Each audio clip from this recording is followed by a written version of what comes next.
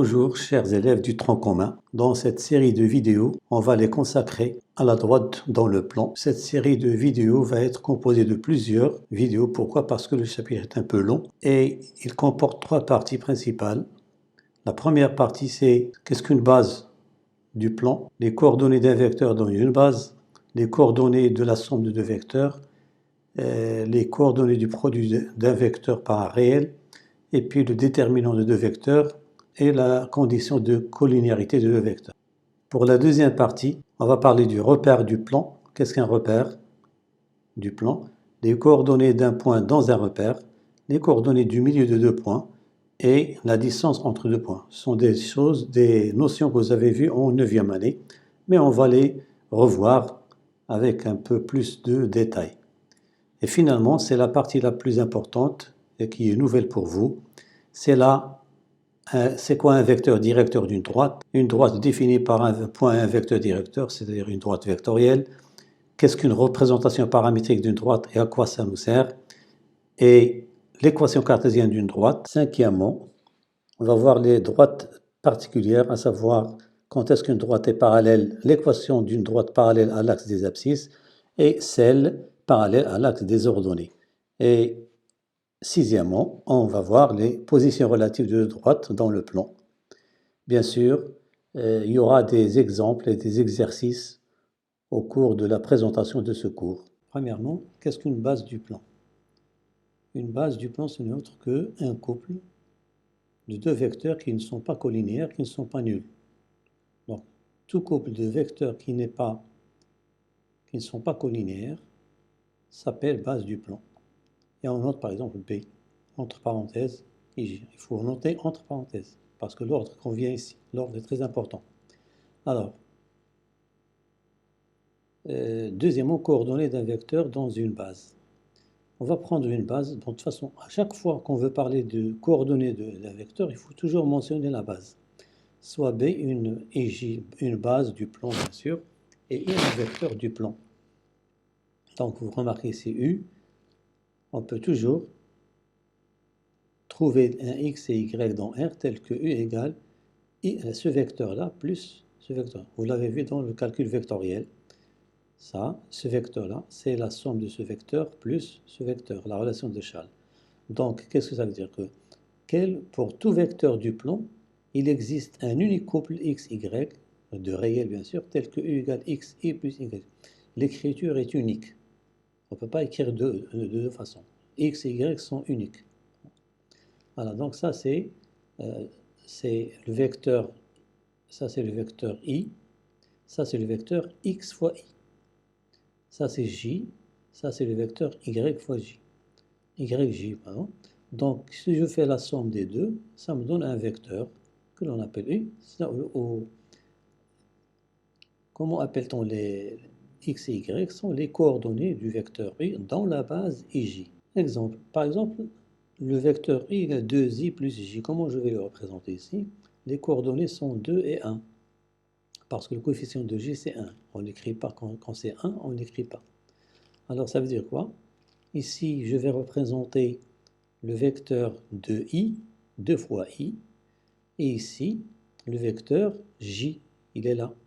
Donc, la somme des deux vecteurs, ce vecteur-là plus ce vecteur, je fais le parallélogramme et je trouve le vecteur u. Ça, c'est 2i plus j. Pour le deuxième vecteur, moins 2, les coordonnées de v sont moins 2 et 2. Donc, je vais me placer à gauche de O, moins 2i. Donc, c'est dans l'autre sens. Voilà, moins i, moins 2i. Donc, ça, c'est le vecteur. Je vais le noter ici pour vous faciliter un peu la tâche. Moins 2i. Et ici, nous avons 2j. C'est ça, 2j. Ça, c'est le vecteur 2j. Donc, la même chose, je fais un parallélogramme ici. Je mets la parallèle à cette droite, la parallèle à cette droite, et je trouve, ça, c'est le vecteur v. C'est moins 2i plus 2j. Alors, pour l'égalité de deux vecteurs, Bon, deux vecteurs sont égaux si et seulement si ils ont les mêmes coordonnées. X égale x' et y égale prime. Ça, c'est pas difficile. Alors, pour les coordonnées de la somme, c'est la même chose. Qu'est-ce qu'on fait? Si x, y sont les coordonnées de U et x', y sont les coordonnées de U, alors les coordonnées du vecteur somme, c'est x plus x' et y plus y'. Quand on multiplie un vecteur par un réel, on multiplie les coordonnées par ce réel. C'est là où ça devient plus important, parce qu'on va utiliser ça dans les équations des droites. On va prendre deux vecteurs, x, y, v égale x', y'. Je vais supposer que ces deux vecteurs sont colinéaires, c'est-à-dire quoi? Il existe un cas dans R tel que v égale ku. Or, d'après l'égalité des deux vecteurs, ça c'est x' i plus y' égale kxi plus kyj. Donc j'utilise les deux relations précédentes. Et l'égalité. Donc ça veut dire que le coefficient de i égale coefficient de i ici. Donc x' égale kx et y' égale ky. Si je multiplie tout par x, je vais multiplier par y ici, et ici par x. On trouvera x' y égale kxy et y' égale kxy. Ça veut dire que nous avons ici le même nombre. Ça veut dire que ce nombre-là, x' y égale y', et la différence égale 0. Donc, nous sommes partis de deux vecteurs colinéaires, nous avons trouvé cette relation, c'est très important. Maintenant, est-ce que si je pars de cette relation-là, est-ce que les deux vecteurs sont colinéaires? C'est ce que je fais réciproquement. Si x, y, égale, ça veut dire quoi? Ça veut dire que, bon, on va supposer que x et y sont non nuls. Sinon s'ils sont nuls, c'est trivial. Il n'y a pas de problème. Alors, parce que le vecteur nul est colinéaire avec tous les vecteurs.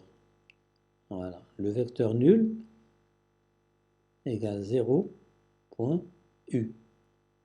Donc, il est colinéaire avec tous les vecteurs. C'est pourquoi je prends x et y différent de 0.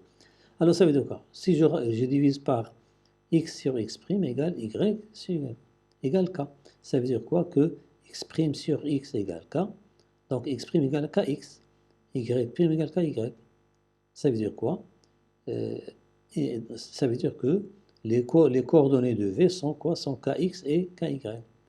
Ça veut dire que v égale ku. D'accord? On utilise cette propriété-là, on trouve que v égale k. Ça veut dire quoi? Que les deux vecteurs sont liés par une relation, c'est-à-dire qu'ils sont colinéaires. Quand il y a cette relation-là, ça veut dire qu'ils sont colinéaires. Ils sont de cette forme-là, comme ça. Parfois, ils sont du même sens, mais ils sont comme ça. C'est comme si vous avez des parallèles. C'est ça la colinéarité de deux vecteurs. Donc là, nous avons un résultat très très important qu'on va utiliser dans toute la suite du chapitre.